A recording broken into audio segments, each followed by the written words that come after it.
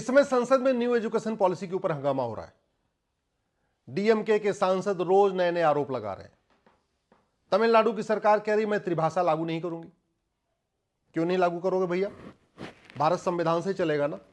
तो संविधान का आर्टिकल 344 उठा के पढ़िए जरा, जो लैंग्वेज वाला पूरा चैप्टर उठा के पढ़िए। चैप्टर क्या कहता है कि त्रिभाषा लागू करना चाहिए। पहली बात तो मैं सरकार से निवेदन करूंगा कि इस भारत के संविधान में लिखा हुआ है कि एक बाकायदा भाषा आयोग बनेगा। वो भाषा आयोग आज तक बना ही नहीं है। वो भाषा आयोग भी बनाना चाहिए, त्रिभाषा भी लागू करना चाहिए, न्यू एजुकेशन पॉलिसी भी लागू होनी चाहिए। और सबसे इंपॉर्टेंट कि तमिलनाडु के सरकार को एक सुप्रीम कोर्ट का जजमेंट दिखाना चाहिए, के श्याम सुंदर versus state of Tamil Nadu. Supreme court के 3 जजों का जजमेंट है वो, जस्टिस चौहान ने उसको लिखा हुआ है। और सुप्रीम कोर्ट के 3 जजों ने 2011 में कहा था कि भारत में यूनिफॉर्म एजुकेशन सिस्टम होना चाहिए। भारत में किताब सबकी एक होनी चाहिए, सिलेबस एक होना चाहिए, करिकुलम एक होना चाहिए। सब अपनी अपनी मातृभाषा में पढ़ें, लेकिन सिलेबस और करिकुलम एक समान होना चाहिए। जजमेंट केस का नाम है के श्याम सुंदर versus state of Tamil Nadu. Supreme court के 3 जजों की बेंच ने फैसला दिया है, 2011 में दिया है। मैं सरकार से यह भी निवेदन करूंगा कि जो राइट टू एजुकेशन एक्ट है इसको बदलाव करें। इस राइट टू एजुकेशन एक्ट को बदल के इसमें इक्वल शब्द जोड़ दे, ये बन जाएगा राइट टू इक्वल एजुकेशन। मैं सरकार से यह भी रिक्वेस्ट करूंगा कि माइनॉरिटी मेजॉरिटी का कॉन्सेप्ट खत्म करें।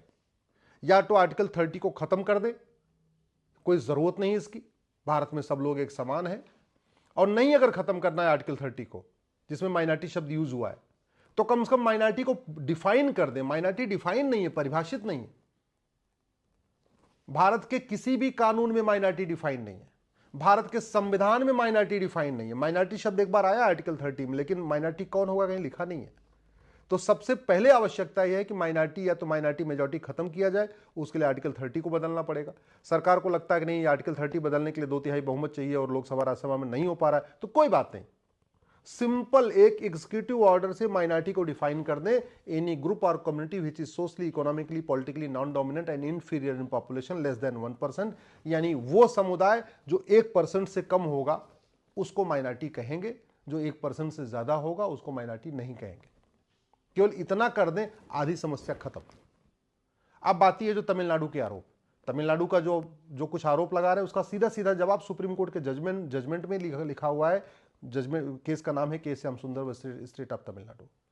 और भारत में one nation one education board लागू करें।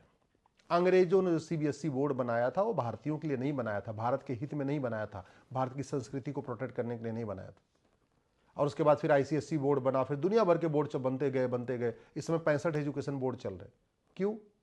अगर एक रेलवे बोर्ड से पूरे देश में ट्रेन चल सकती है, तो एक एजुकेशन बोर्ड से पूरे देश में स्कूल क्यों नहीं चल सकता? और संविधान में देश की एक लिखा हुआ है कि देश की एकता अखंडता मजबूत करना है। एकता अखंडता तभी मजबूत होगी जब कॉमन सिलेबस होगा, कॉमन करिकुलम होगा, यूनिफॉर्म एजुकेशन होगा। भारत के संविधान का आर्टिकल 16 कहता है सबको समान अवसर मिलना चाहिए। समान अवसर तब मिलेगा जब सबका सिलेबस समान होगा। और भारत में आदिकाल से सब यूनिफॉर्म एजुकेशन सिस्टम रहा है। भगवान श्री राम और निषाद राज तो एक साथ ही पढ़े थे। कृष्ण और सुदामा तो एक ही स्कूल में एक ही किताब बैठ के पढ़ते थे। राजा दशरथ और सुमन तो एक ही स्कूल में एक साथ बैठ के एक ही किताब पढ़े थे। ये आज की डेट में भेदभाव हो गया है कि नहीं, गरीब का बच्चा अलग किताब पढ़ेगा, अमीर का बच्चा अलग किताब पढ़ेगा। जो 20,000 रुपये फीस देगा उसकी अलग किताब होगी, जो 200 रुपये फीस देगी उसकी अलग किताब होगी। क्यों चल रहा है ये? इसलिए चल रहा है, एजुकेशन माफियाओं ने पूरे एजुकेशन सिस्टम को हाईजैक कर लिया है। कोचिंग माफियाओं ने पूरे सिस्टम को हाईजैक कर लिया है। बच्चा कितना भी टैलेंटेड हो, जब तक कोचिंग नहीं करेगा उसका ना आईआईटी में सिलेक्शन होगा, ना एमबीबीएस में सिलेक्शन होगा, ना एनडीए में सिलेक्शन होगा, ना क्लैट में सिलेक्शन होगा। क्यों? क्योंकि जो पढ़ाया जाता है 10वीं 12वीं में पूछा नहीं जाता, जो पूछा जाता है वो पढ़ाया नहीं जाता। तो मैं माननीय प्रधानमंत्री से निवेदन कर रहा हूं, इस एजुकेशन सिस्टम को बदलें। भारत में 555 एजुकेशन सिस्टम इंप्लीमेंट करें।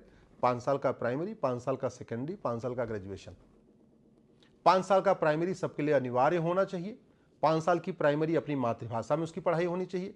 5 साल की प्राइमरी में ज्यादा विषयों के ऊपर, फिजिक्स, केमिस्ट्री, मैथ के ऊपर फोकस करने के बजाय योग, विज्ञान, प्राकृतिक चिकित्सा, अपने महापुरुषों के बारे में, जो वीरांगनाएं हमारी माताएं रही उनके बारे में, हमारी अपनी संस्कृति के बारे में, हमारी सभ्यता के बारे में मतलब अच्छा वो बच्चा अच्छा इंसान बने, अच्छा सोच बन जाए उसकी। फिर 5 साल का जब सेकेंडरी हो, जो 6वीं से लेकर 10वीं तक हो, उसमें फिजिक्स भी पढ़ें, केमिस्ट्री पढ़ें, जियोलॉजी पढ़ें, बॉटनी पढ़ें, सब कुछ पढ़ें। एक बात और कि मैथ का सिलेबस पूरे देश का एक हो सकता है, केमिस्ट्री का सिलेबस पूरे देश का एक हो सकता है, फिजिक्स का सिलेबस पूरे देश का एक हो सकता है, जियोलॉजी का सिलेबस पूरे देश का एक हो सकता है, बॉटनी का सिलेबस पूरे देश का एक हो सकता है, इंग्लिश का सिलेबस पूरे देश का एक हो सकता है, हिंदी का सिलेबस पूरे देश का एक हो सकता है। फिर अलग अलग सिलेबस क्यों? फिर तो कॉमन सिलेबस, कॉमन करिकुलम हो सकता है। जैसे हमने जीएसटी लागू किया है तो हमने बाकायदा एक ट्रिब्यूनल बनाया हुआ है कि भाई हर 3 महीने में जीएसटी जो काउंसिल होगी उसकी बैठक होगी, केंद्र के वित्त मंत्री उसके अध्यक्ष हैं जीएसटी काउंसिल के, और राज्यों के वित्त मंत्री उसके मेंबर हैं। ऐसे कि एजुकेशन काउंसिल बना दिया जाए, केंद्र के एजुकेशन मिनिस्टर उसके अध्यक्ष हो जाएंगे, राज्यों के एजुकेशन मिनिस्टर उसके मेंबर होंगे, एक्सपर्ट कमेटी बना दिया जाए, मैथ की एक्सपर्ट कमेटी बना दिया जाए, पूरे देश में जितने भी 65 एजुकेशन बोर्ड हैं वहाँ क्या क्या पढ़ाया जा रहा है सबके मैथ की किताब को एनालिसिस करके एक किताब बना दें। फिर हर विषय की एक एक एक्सपर्ट कमेटी बना दिया जाए, वो पूरे देश भर में कहाँ क्या पढ़ाया जा रहा है सभी किताबों को स्टडी करके उसकी एक किताब मर्ज कर दे। आखिर केंद्रीय विद्यालय का सिलेबस पूरे देश का एक है, नवोदय स्कूल का सिलेबस पूरे देश का एक है, तो सारे स्कूलों का सिलेबस एक क्यों नहीं हो सकता? एक ऑब्जेक्शन जो करुणानिधि जी कह रहे हैं कि नहीं नहीं यहां पे हिंदू थोपा जा रहा है, अरे भैया शर्म नहीं आती? अंग्रेजी पढ़ा सकते हो विदेशी भाषा को, और भारत की भाषा को पढ़ाने में दिक्कत है? विदेशी भाषा पढ़ा सकते हो, और वैसे भी तमिलनाडु के मदरसों में क्या पढ़ाया जा रहा है? तमिलनाडु के मदरसों में अरबी पढ़ाई जा रही है, फारसी पढ़ाई जा रही है, उर्दू पढ़ाई जा रही है। तो मतलब तमिलनाडु में मदरसों में अरबी भी ठीक है, उर्दू भी ठीक है, फारसी भी ठीक है। तमिलनाडु के सारे स्कूलों में अंग्रेजी पढ़ाई जा रही है, विदेशी भाषा वो भी है, वो भी ठीक है। सारे डीएमके के नेता अंग्रेजी में बोलते हैं, तमिल कम बोलते हैं, अंग्रेजी ज्यादा बोलते हैं, वो भी ठीक है। मतलब विदेशी भाषा ठीक है, अरबी ठीक, उर्दू ठीक, फारसी ठीक, अंग्रेजी ठीक, लेकिन हिंदी ठीक नहीं है। मुझे लगता है तमिलनाडु की जनता भी इस चीज को समझ चुकी है कि किस तरीके से उनको भाषा के आधार पर बांटा जाता है। सनातन धर्म को बांटने का यही तरीका है ना, जाति के आधार पर बांटो, भाषा के आधार पर बांटो, क्षेत्र के आधार पर बांटो। तो डीएमके की हमेशा से राजनीति रही है, उन्होंने हमेशा भाषा के आधार पर बांटा और क्षेत्र के आधार पर बांटा। उत्तर दक्षिण, नॉर्थ साउथ किया, उत्तर दक्षिण के आधार पर बांट दिया, और फिर भाषा के आधार पर बांट रहे। डीएमके की भी राजनीति रही अगड़े पिछड़े करने की, वहां पे लगातार अगड़े पिछड़े का जहर घोला गया, जाति का जहर घोला, भाषा का जहर घोला, क्षेत्र का जहर घोला। लेकिन ये जहर इसलिए घुला हुआ है कि हमारे देश में जो राजनीतिक पॉलिटिकल पार्टियां चलती हैं उनके लिए जो कानून बना है ना, रिप्रेजेंटेशन ऑफ पीपल एक्ट, वो 75 साल पुराना है। अगर इलेक्शन रिफॉर्म किया जाए तो डीएमके जैसी पार्टियां अपने आप ही खत्म हो जाएंगी। अगर ढंग से जो 75 साल पहले रिप्रेजेंटेशन ऑफ पीपल एक्ट था उसको बदल दिया जाए और नया कानून बना दिया जाए, तो भारत में आधी से ज्यादा पॉलिटिकल पार्टियां खत्म हो जाएंगी जो जाति के आधार पे, भाषा के आधार पे, क्षेत्र के आधार पे जहर घोल घोल के अपनी सत्ता आती है। चूंकि कानून घटिया है इसलिए आप कुछ भी अगड़े पिछड़े का जहर घोल लो, कैसे भी कुछ भी कर लो और फिर आप सांसद विधायक बन जाओ, तो वो कानून भी बदलना पड़ेगा। मैं आशा करता हूं कि इस बात पे, एजुकेशन रिफॉर्म पे गंभीरता के साथ चर्चा होगी।